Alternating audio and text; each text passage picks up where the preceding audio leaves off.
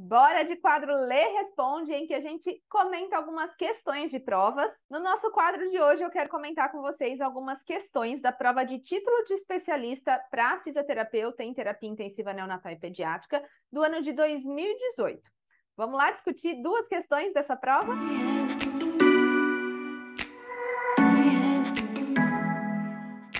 Eu sou Letícia Campos, especialista em terapia intensiva neonatal e pediátrica, e hoje eu quero conversar com vocês a respeito de duas questões da prova de título de especialista na área de terapia intensiva neonatal e pediátrica da fisioterapia, que aconteceu no ano de 2018. Vamos lá, primeira questão, inclusive era a primeira questão da prova, falava aqui, a fase do crescimento e desenvolvimento pulmonar, em que há início da produção de surfactante, corresponde a ou ao. Bom, daí é importante a gente relembrar um pouquinho das fases do desenvolvimento do sistema respiratório. Vamos lembrar que o desenvolvimento do sistema respiratório, ele acontece lá no início da gestação, ainda no período embrionário, por volta da 6ª semana de gestação, e a gente vai ter como primeira etapa desse desenvolvimento a etapa que a gente chama de pseudoglandular. Nessa fase, o que a gente vai ter basicamente é o desenvolvimento de vias aéreas condutoras. A gente ainda não tem alvéolos, a gente ainda não tem área de trocas gasosas nessa fase pseudoglandular. Então, obviamente, se o bebê nascer aqui até por volta de 16 semanas de idade gestacional, não vai ser possível sobreviver, esse bebê não vai ser considerado viável, porque não existe área de troca, não é possível que ele respire após o nascimento, tá?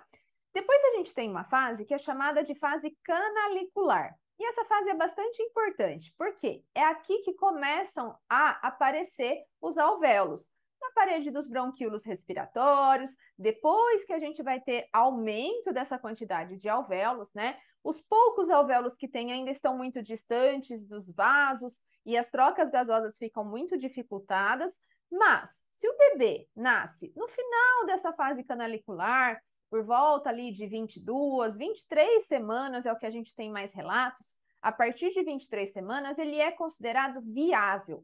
E por que ele é considerado viável? Porque ele consegue, apesar de toda a dificuldade dessa prematuridade tão extrema, né? Muita coisa pode acontecer ali no caminho, até ele ter uma alta hospitalar, mas é possível que ele sobreviva. Porque a partir de 23 semanas, a gente tem já um número de alvéolos que permite trocas gasosas, apesar de ainda estar muito reduzido. E no final dessa fase é que a gente começa a ter a produção, a síntese e secreção de surfactante. Lembra que surfactante é fundamental para reduzir a tensão superficial e, assim, reduzindo essa tensão superficial, manter uma estabilidade alveolar. Como, então, no final dessa fase canalicular a gente já tem uma quantidade de surfactante, é possível que esse bebê sobreviva após o nascimento. É claro que esse surfactante ainda tem uma pequena quantidade, a qualidade dele ainda é muito ruim, mas essa quantidade e qualidade vai melhorando, né? Especialmente a quantidade de surfactante, vai aumentando conforme a gestação vai progredindo, até atingir o pico de produção de surfactante por volta de 34, 35 semanas de idade gestacional. Se o bebê nasce antes disso, ele pode sobreviver a partir de 22, 23 semanas, porque já tem surfactante, mas como esse surfactante ainda é deficiente, a chance dele ter a síndrome do desconforto respiratório, que é causada especialmente, né, principalmente pela deficiência de surfactante, é muito grande. Muitas vezes eles precisam de suporte, uma série de abordagens que vão ser necessárias para que esse bebê sobreviva. Mas o que eu quero que você entenda aqui é que, como dizia, né, aqui a questão da prova, a fase do crescimento e desenvolvimento em que há início da produção de surfactante corresponde a essa fase canalicular. É no final da fase canalicular? É, mas ainda é fase canalicular quando começa essa produção de surfactante, por isso que a alternativa correta seria a alternativa D. Depois dessa fase canalicular, a gente tem a fase sacular terminal, que vai ter um aumento do número de alvéolos, esses alvéolos vão se aproximar dos capilares, isso permite melhor trocas gasosas, e vai ter um aumento da quantidade de surfactante que é sintetizado. Mas o início acontece na fase canalicular. E depois a gente tem também a fase alveolar, que vai servir para aumentar o número de alvéolos. Ela não termina ao nascimento, na verdade, essa fase alveolar vai ser finalizada lá por volta dos 8 anos de vida da criança, mas é uma fase, então, em que a gente vai ter aumento do número de alvéolos, basicamente. Tudo bem? Então, nessa questão, a alternativa correta era a alternativa B. Vamos para a próxima? Segunda questão, também na prova de título de especialista de 2018, falava que algumas características que predispõem o lactente a ter insuficiência respiratória aguda são, exceto. Então, aqui a gente tem que buscar a incorreta. Vamos começar? Alternativa A. Menor número de alvéolos? Sim. Acabei de falar na questão anterior que o bebê, ele nasce com número de alvéolos, mas esse número de alvéolos vai aumentar até por volta dos 8 anos. A fase alveolar do desenvolvimento do sistema respiratório não se finaliza ao nascimento. Então, mesmo que ele tenha nascido a termo, e quem dirá se ele nasceu pré-termo, ele vai ter um número reduzido de alvéolos, tudo bem? Isso, claro, predispõe à insuficiência respiratória. Vias aéreas de menor calibre também está certo, porque os neonatos eles têm uma via aérea de menor calibre, conforme eles vão crescendo, se desenvolvendo, essa via aérea vai aumentando de tamanho também, e isso torna a resistência menor, resistência de vias aéreas menor, conforme eles crescem, mas nessa fase inicial eles ainda têm uma alta resistência de vias aéreas, principalmente se houver uma obstrução, por secreção ou por algum outro fator. Mas, então, nessa fase neonatal, eles têm uma via aérea de pequeno calibre e isso também predispõe à insuficiência. E músculos intercostais pouco desenvolvidos também estava correto. Esses músculos são pouco desenvolvidos, a inspiração depende muito do diafragma nessa fase inicial e depois, então, que também tem alguns fatores que dificultam, que fazem com que eles tenham uma maior chance de desenvolver insuficiência respiratória, mas essa alternativa, então, estava correta, então não é a nossa alternativa, porque a gente está buscando a incorreta, certo? Alternativa B. Menor número de alvéolos, a gente já viu que sim. Musculatura respiratória pouco desenvolvida, a gente também já falou que sim. E pouco resistente à fadiga. Lembra que eu falei que tinha outros fatores relacionados à função do diafragma? Ele está numa desvantagem biomecânica por conta do posicionamento das costelas, da caixa torácica que é muito complacente nesses bebês, mas, além disso, eles têm poucas fibras que são resistentes à fadiga. Eles têm poucas fibras vermelhas. Num adulto, a gente espera que 50 a 55% das fibras do diafragma, que é o principal músculo da respiração, seja de fibras vermelhas. Mas, no recém-nascido, a termo, essa porcentagem é menor, de cerca de 25%. E no recém-nascido pré-termo, é ainda menor, de cerca de 10%. Então, essas fibras resistentes à fadiga, fibras vermelhas, são aquelas fibras que, tendo oxigênio, tendo substrato, elas mantêm a produção de energia para manter a sua contração.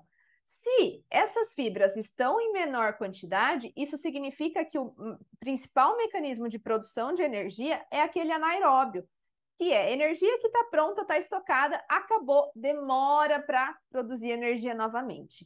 Então, essas fibras que são de contração rápida, essas fibras brancas, elas são pouco resistentes à fadiga. E elas são maioria nos neonatos, nos lactentes, conforme eles vão crescendo, essas fibras vermelhas vão aumentando em porcentagem. Tudo bem? Então, essa também estava correta, não é a nossa alternativa. Alternativa C. Menor ventilação colateral. Realmente, eles têm menos ventilação colateral, né? Na verdade, os recém-nascidos, os neonatos, eles não têm ventilação colateral ainda desenvolvida. Lembrando que ventilação colateral são aquelas comunicações entre alvéolos, bronquíolos e bronquíolos, que permitem que quando um bronquíolo está obstruído, o ar chegue ao grupo de alvéolos que ele ventila por meio dessa ventilação colateral. Poros de Kohn, canais de Lambert, canais de Martin. Nos recém-nascidos, essa ventilação colateral ainda não está desenvolvida. Ela só vai estar bem desenvolvida a partir dos 6 até os 12 anos de idade. Então, menor ventilação colateral também estava correto. Maior número de fibras oxidativas. Aqui está a nossa alternativa incorreta, então. Acabei de falar para vocês na alternativa anterior que os bebês, os neonatos, principalmente os prematuros, têm uma menor porcentagem de fibras oxidativas, de fibras vermelhas, o que torna eles menos resistentes à fadiga. Então, essa alternativa estava incorreta, porque, na verdade, eles têm um menor número de fibras oxidativas. E complacência torácica aumentada também estava certa, né? O que deixou essa alternativa errada, esse maior número de fibras oxidativas mesmo, tá? Então, a caixa torácica tem uma maior complacência, porque as estruturas ainda são muito cartilaginosas, o que confere essa caixa torácica essa característica de ser muito complacente. Vamos ver as outras alternativas, por que elas estavam corretas, né? Menor ventilação colateral, a gente já discutiu. Menor número de fibras oxidativas, isso também estava correto, né? A gente já falou que tem menos fibras resistentes à fadiga nessa musculatura respiratória dos neonatos e lactentes, e menor complacência pulmonar. Aqui não confundam, porque a caixa torácica tem complacência aumentada, porque as estruturas ainda são muito cartilaginosas.